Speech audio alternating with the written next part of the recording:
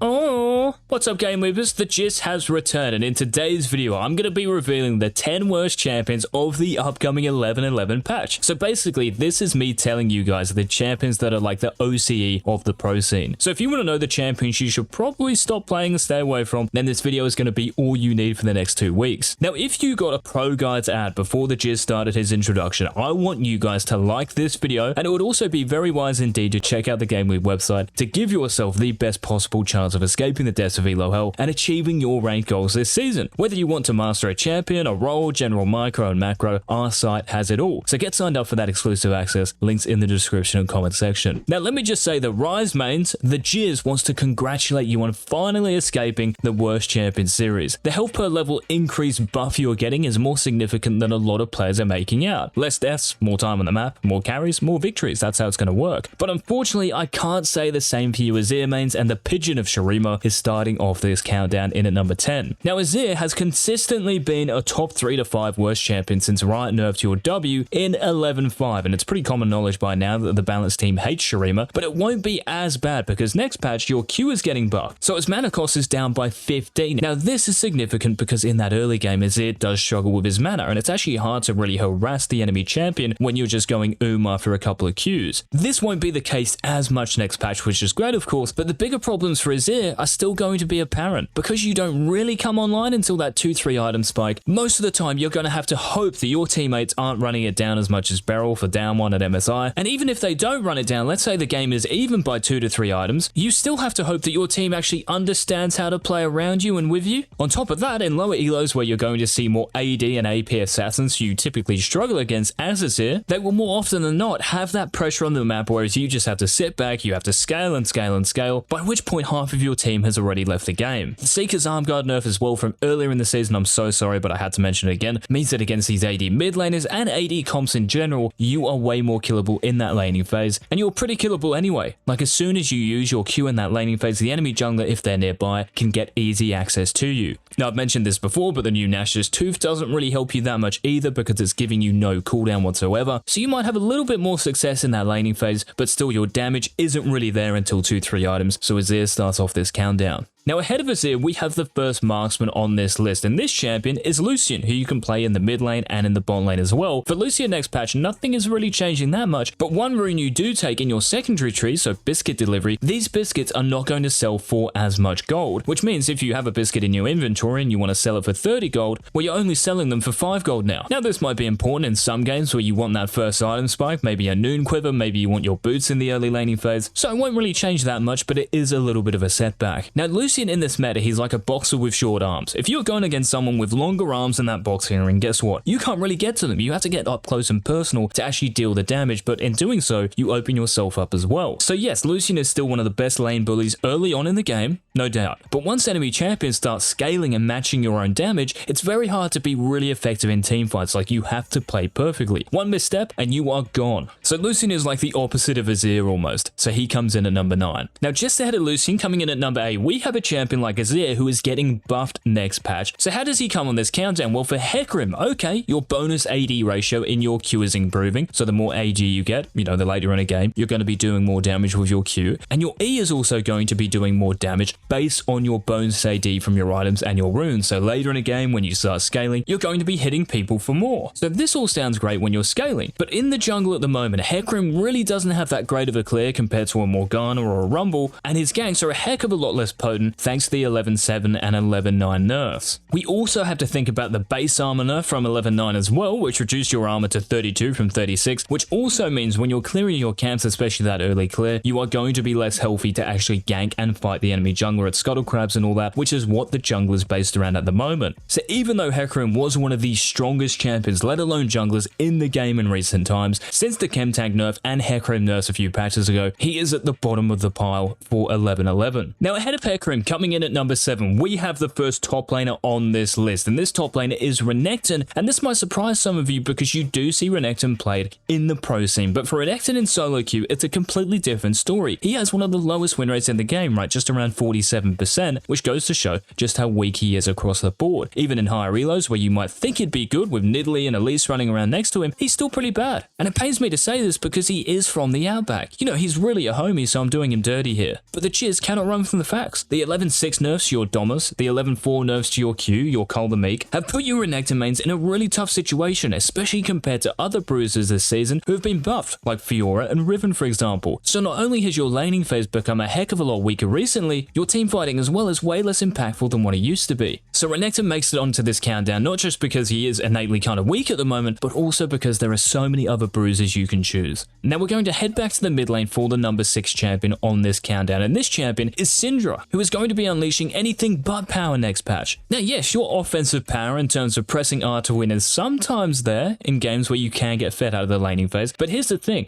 out of the laning phase, often you're not going to be the one getting fed. This is because of the recent phase rush nerfs, so from 11-10, so you're getting this less often, which means you are just more killable. For the enemy jungler, for the enemy mid laner, whoever comes to mid lane, you are a sitting duck most of the time. Which means that as Syndra, as an immobile mage, you have to play the laning phase perfectly. You have to know your matchups inside out. You have to know how to manage waves perfectly as well. It's just very hard to play and actually make work. Now yes, you can be that early game lane bully most of the time, but like Lucian in the late game, one misstep, one misplay, one death can change the whole game. And because of that Seeker's Arm Guard nerf that I have to mention again, Syndra is just more killable for AD champions, and it feels like now as if there's more importance on actually scaling to a 2 or 3 item spike rather than dominating the mid lane early on. It's really just not even that worth anymore. Now beating Syndra, coming in at number 5, starting the top 5 off, we have an AD carry, so the second on this list, and this is Zahra. And I cannot remember the last time I didn't mention Zahra on this countdown. I'm so sorry to all of you out there who main this champion, and for me, I would love to see her strong again. The only reason she's really picked in pro play at the moment is to really counter Kai'Sa. That's pretty much it. Because apart from that, if you have a Zahra with 3 kills, 4 kills at 5 minutes, what does this even mean? They have to spend that gold investing into scaling. And it doesn't change the fact, even if you are fed on Zahra, that you can die from pretty much anything, right? Like a stride breaker, like some sort of chem tank, any engage, any CC, you are in a very, very bad spot. Even if you have your ultimate up, which is on a 3-minute cooldown at just rank 1, it's very hard to actually survive these fights and put out that damage that you have invested in. Not only that, but just the AD carry role in general being kind of weak at the moment in lots of elos, because yes, your support isn't going to peel you, your teammates don't even realize they've got an AD carry, and a bit like Renekton, if you just compare Zahra to the best AD carries at the moment, so if you think of Jinx, if you think of Tristana, even Kog'Maw is making a comeback now, it's really just not worth to play Zahra at the moment. Now as we get into this 4th champion, I want you guys to smash that sub button if you haven't already, so you don't miss any of our future daily uploads. And coming in at number 4 is another top laner, and if I take you back to 11-7 when Yorick got buffed, how OP was he? He had the highest win rate out of over 150 champions. Well, ever since Riot then nerfed him again in 11-8, you gravediggers out there have been digging your own grave because you don't have any real power in that top lane, again like Renekton, compared to the best top laners in this current meta. So why is this? Well, there's currently a bug for Yorick where your Maiden and your Mistwalkers draw minion aggro harder than iFlame Pro guards. Your Mistwalkers are no longer dealing extra bonus damage on their attack after they leap to a champion. Their base AD is also lower now, as is their ratio, and Yorick can get hard abused by any champion with some sort of mobility in that top lane. So if you think of Shen, if you think of Aurelia, if you think of Tryndamere, even Stridebreaker abusers like Darius and Garen, it's really hard to go up against them. Now next patch, Divine Syndra might be getting buffed, so it might be useful to go this into those tankier matchups, but with Bramblevest nerf, you don't really have an answer to AD based champions and fighters in that top lane. So Tryndamere, who I just mentioned for example. So despite the recent hype around Yorick, he is now in arguably a worse position than he was in before Riot buffed him, and this is why he comes in at number 4 on our countdown. Now ahead of Yorick, guys, starting off the top 3 is a champion who is a lot easier to understand, you know, as to why they're on this countdown, and this is Felios. And despite being one of the most interesting AD carries and champions on the entire Rift, Felios is one of the worst. Despite the recent buffs to your ultimates and despite the recent buff to your lethality, can someone tell me what is going to stop you from dying? What is actually saving you from Stridebreaker, from Chemtank, from the Assassins, from all the damage in the game, from the CC, from the pylon damage in teamfights? Just like Lucian, just like Zahra, just like Syndra, you have to play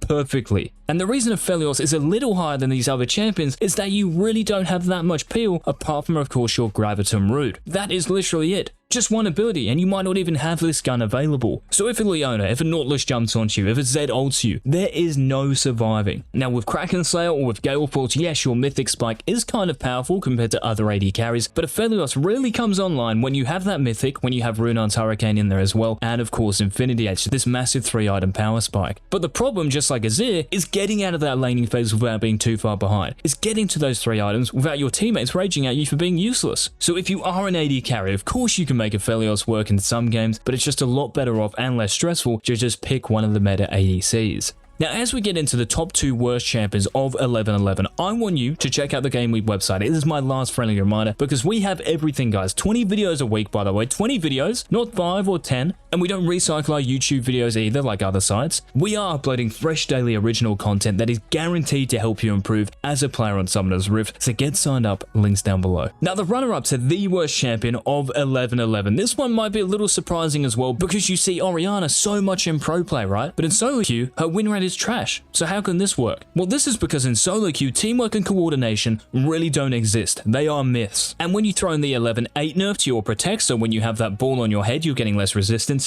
When you throw in the Seeker's arm guard nerf from earlier in the season, there it is again. When you throw in the phase rush nerf from last patch, and when you throw in the biscuit nerf next patch, like, what has been good for Orianna? Nothing. And no other champion class in that mid lane has received this many nerfs recently. If you think of AD assassins, if you think of AP assassins, if you think of artillery mages, okay, you've had to put up with the Seeker's arm guard nerf as well, but still Orianna has had it really, really bad, especially because of the phase rush nerf, which means you are going to die more in that laning phase. So no doubt, you still bring a heck of a lot of utility and damage to those late game teamfights, but again, it's the problem of actually getting to that late game. Like if you compare Orianna at 15 minutes to an Akali with Rocket Belt, for example, or a Vladimir with Rocket Belt, an Annie with Rocket Belt, or a Diana with Night Harvester, there is a massive difference in damage and power.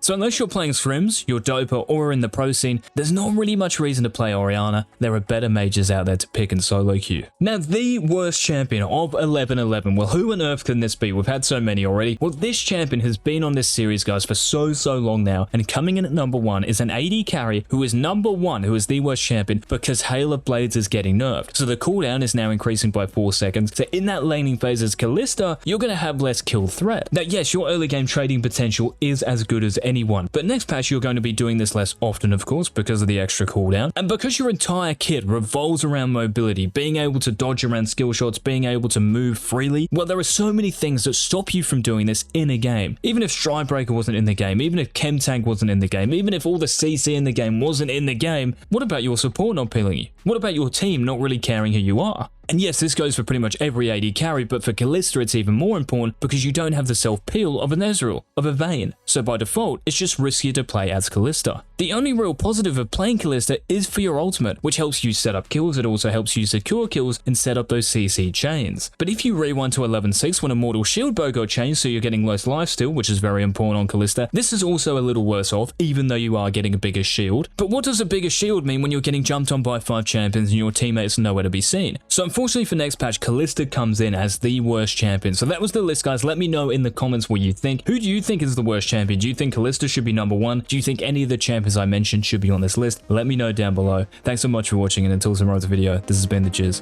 Bye!